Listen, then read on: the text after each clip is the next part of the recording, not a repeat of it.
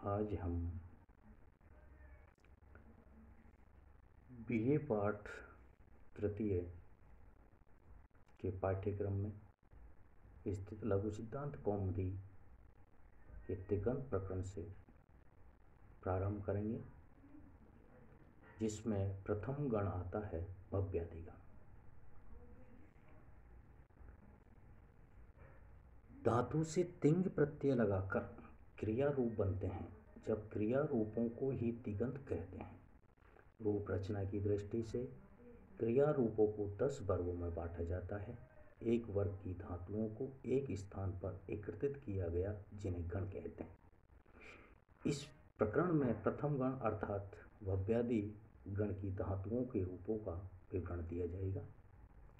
संस्कृत में क्रियापद को धातु रूप कहते हैं। 10 गणों के आधार पर धातुओं के रूपों में भी यत्किंचित परिवर्तन होता है। भव्यादिगण, अदादिगण, ज्योत्यादिगण, दिव्यादिगण, स्वादिगण, तुदादिगण, रुदादिगण, तनादिगण, क्रयादिगण एवं चुरादिगण, ये 10 गण हैं। और प्रत्येक गण धातु के रूप में जिन 10 लकारों में चलते हैं, उनके नाम इस प्रकार है।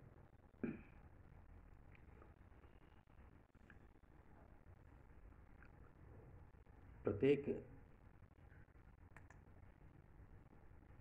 गण धातु के रूप में जिन 10 लकारों में चलते हैं, उनके नाम इस प्रकार है। लट, लिट, लुट, लट, लेट, लोट, लंग, लिंग, लुंग और लंग। इनमें से कोटा विश्वविद्यालय के पाठ्यक्रम में केवल 5 लकार ही हैं। लट, लट, लोट, लंग और लिंग। लिंग में भी 2 भेद होते हैं, विधि लिंग और आशीर लिंग। तो यहाँ पाठ्यक्रम में स्थित हमारा विधि लिंग है। इन 10 में लकार होने के कारण इनको लकार कहा जाता है। इनमें पहले 6 टित और अंतिम 4 डित हैं। ये लकार धातु के आगे प्रयुक्त होते हैं। इनके द्वारा धातुवाच्य क्रिया के काल आदि का बोध होता है। ये लट आदि 10 लकार सामान्यतः निम्न अर्थों में प्रयुक्त होते हैं। कहने का तात्पर्य है कि इनका अर्थ इस प्रकार है। नंबर 1, लट लकार को वर्तमान काल कहते हैं। लिट लकार का अर्थ है परोक्ष अनधतन भूतकाल। लुट लकार का अर्थ है अनधतन भविष्यत काल। और लट लकार का अर्थ है सामान्य भविष्यत। लेट लकार का अर्थ है शर्त लगाना या सट्टा। लोट लकार है विधि यानी कि प्रेरणा, आज्ञा देना। लंग लकार अनधतन भूतकाल। और लिंग लकार में 2 है भाग, विधि लिंग और आशीर्वाद लिंग।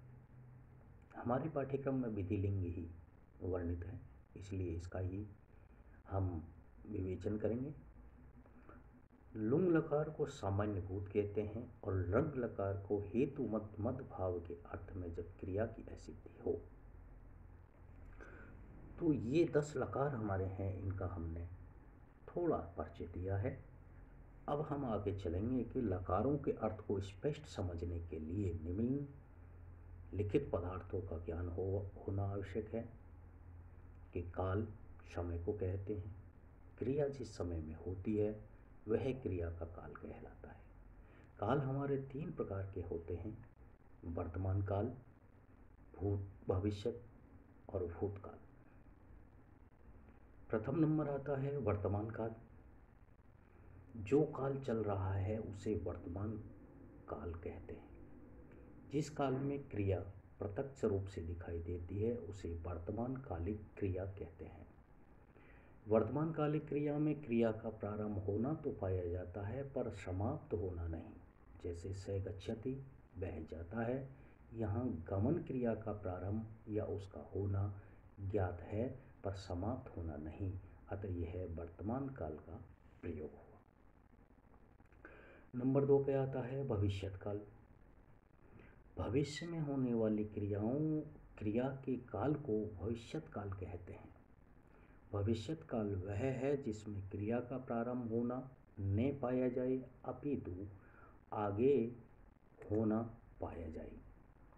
जैसे से गमिष्यति, वह जाएगा।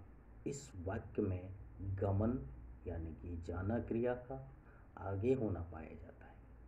इस वाक्य के द्वारा मालूम पड़ता है कि क्रिया अभी प्रारंभ नहीं हुई है, अतः यह भविष्यत काल का प्रयोग है। नंबर 3 जो हमारा आता है भूतकाल। प्रत्यक्ष काल से पूर्व जो क्रिया समाप्त हो चुकी है उसके काल को भूतकाल कहते हैं। अर्थात भूतकाल वह काल है जिसमें क्रिया की समाप्ति पाई जाए, अर्थात क्रिया आरंभ होकर समाप्त हो चुकी हो। जैसे सो है गमयत, वह गया। यह वाक्य में गमन जाना क्रिया की समाप्ति पाई जाती है, अतः वह भूतकाल का प्रयोग हो। अब हम अंधतन जो काल है उसके बारे में व्यक्त करेंगे। अंधतन उस काल को कहते हैं जो आज का न हो।